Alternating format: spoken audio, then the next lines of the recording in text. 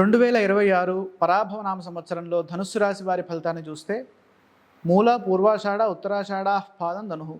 ఇక్కడ ఆదాయం 14, వ్యయం 11, రాజపూజ్యం 5, అవమానం 6. రెండు అనుకూలంగానే ఉన్నాయి. ఆదాయం చాలా విశేషంగా ఉంది. అత్యధిక సంఖ్య 14, కాబట్టి ధనుస్సు రాశి వారికి అత్యధిక ఆదాయం, విశేషమైనటువంటి ఆదాయ మార్గాలు ఉంటాయి. అలాగే ఖర్చు తక్కువగా ఉన్నప్పుడు ధనలాభం బాగా ఉంటుంది.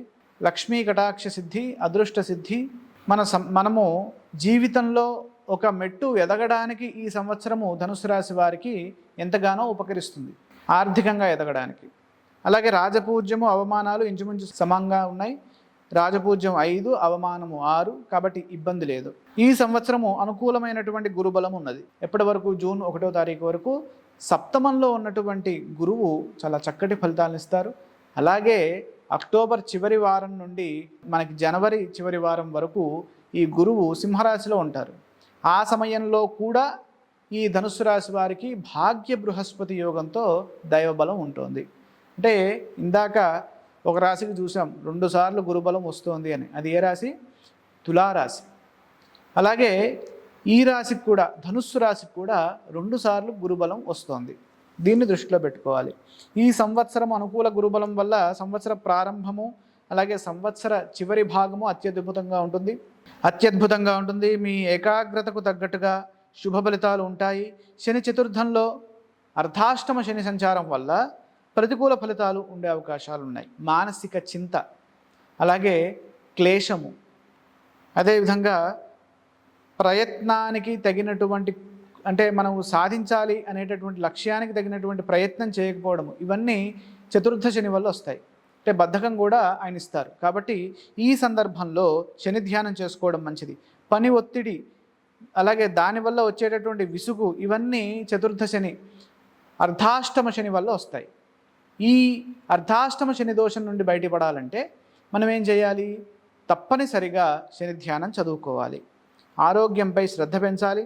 వాహనాలు నడిపేటప్పుడు జాగ్రత్త అవసరం. అలాగే రాహువు తృతీయంలో ఉండడం వల్ల కొన్నంత ధైర్యము వస్తుంది. మీ ధైర్యము, చొరవతో సమస్యల్ని అధిగమించి కార్యసిద్ధిని పొందుతారు.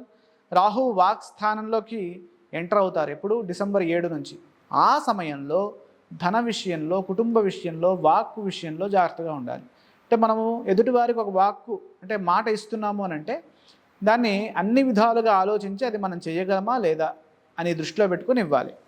అదేవిధంగా జూన్ 2 వరకు సప్తమంలో గురువు ఉండడం వల్ల శుభాలు జరుగుతాయి. వివాహ ప్రయత్నాలు ఫలిస్తాయి. విద్యార్థులకు చాలా గొప్ప శుభకాలంగా మనం చెప్పచ్చు. అదేవిధంగా 8వ రాశిలోకి జూన్ నుండి మారుతారు. జూన్ నుండి గురువు 8వ రాశిలోకి ప్రవేశిస్తూ ఉన్న కారణం చేత ఆర్థికపరమైనటువంటి విషయాల్లో జాగ్రత్తలు తీసుకోవాలి.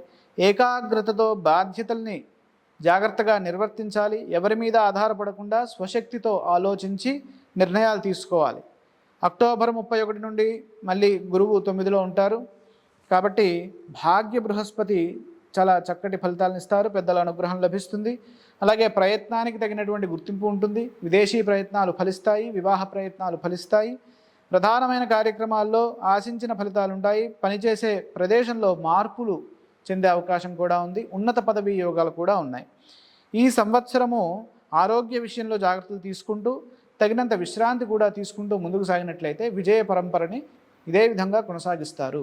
ధనుస్సు రాశి వారు ఈ సంవత్సరం శని ధ్యానం తప్పనిసరిగా చేస్తూ, అలాగే జూన్ నుండి గురు ధ్యానం కూడా చేసినట్లయితే చక్కటి ఫలితాలు సిద్ధిస్తాయి.